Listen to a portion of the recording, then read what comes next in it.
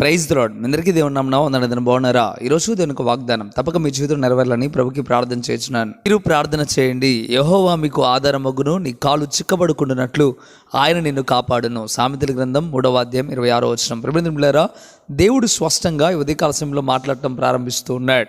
ఏంటయ్యా దేవుడు మాట్లాడేది అని మనం ఆలోచన చేయగలిగితే, దేవుడే నీకు ఆధారం అవుతాడట. నీ కాలు చిక్కబడుకుంటున్నట్లు ఆయన నిన్ను కాపాడుతా అని చెప్పడం ప్రారంభిస్తూ ఉన్నాడు. అంటే దేవుడు మనకు ఎప్పుడు ఆధారం అవుతాడు?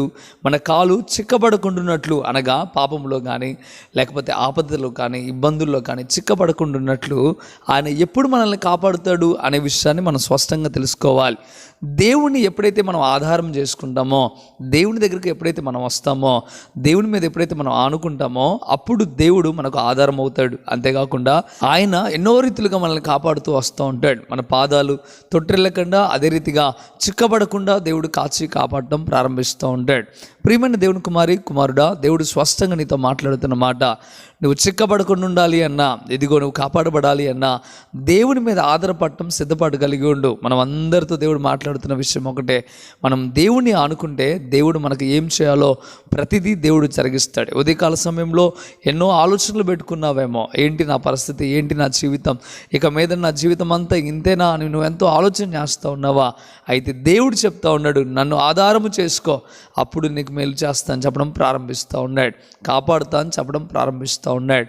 ఒకసారి దావీదు జీవితాన్ని మనం ఆలోచన చేయగలిగితే స్పష్టంగా మనకు అర్థమవుతుంది. యెహోవా నా కాపరి, నాకు లేమి కలగదని దావీదు ఎంతగానో చెప్పడం ప్రారంభిస్తూ ఉన్నాడు.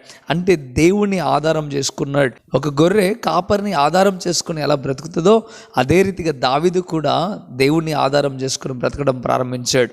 అందుకే దావీదు జీవితంలో దేవుడు ఎన్నో అద్భుతమైన కార్యములు చేసి ఆయనే ఆధారముగా ఉండి, ఆయన ఎన్నో ఆపదల్లో ఉండి, చిక్కుల్లో ఉండి దేవుడు విడిపించి, ఆయన పాదమును తొట్టిల్లకుండా కాపాడి దేవుడు మహారాజు స్థానంలో కూర్చోబెట్టి ఉన్నాడు. అంతేగాక దేవుడు తనకు ఏ స్థాయిని వాళ్ళో ఆ స్థాయి వరకు కూడా దేవుడు దావీదును చేర్చాడు. ప్రియమైన దేవులారా, ఈ వాగ్దానం నీ పట్ల నెరవేరాలంటే దావీదు ఏ రీతిగా అయితే దేవుని ఆధారం చేసుకున్నాడో అదే రీతిగా ఆధారము చేసుకో. మంచిది, మీ కొరకు ప్రార్థన చేస్తాను. ప్రార్థనలు ఏకీభవించండి. పరిశుద్ధుడా, వందనాలు ప్రభువా.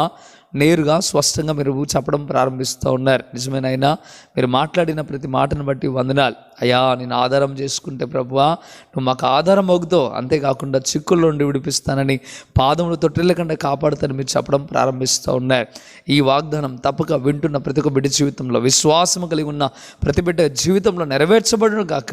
ప్రభువా, మీరు మేలు చేయండి. యేసయ్యా, వారు ఏ ఇబ్బందులు ఉన్నారో, ఇక్కర్లో ఉన్నారో మీకు తెలుసునైనా, అందుకే మీరు మాట్లాడారు. వారందరినీ దీవించమని ప్రభు అల్పనైనా నా ప్రార్థన కూడా నైనా అయ్యా మీ పాదముల చెంతకు చేర్చుకోమని యేసయ్య నామములో మిక్కిలి బతిమలాడి వేడుకుంటున్నాము తండ్రి. Amen, amen.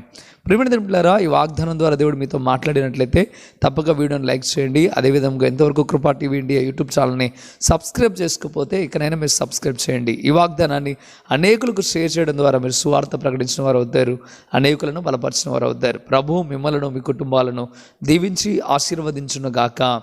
Amen. God bless you.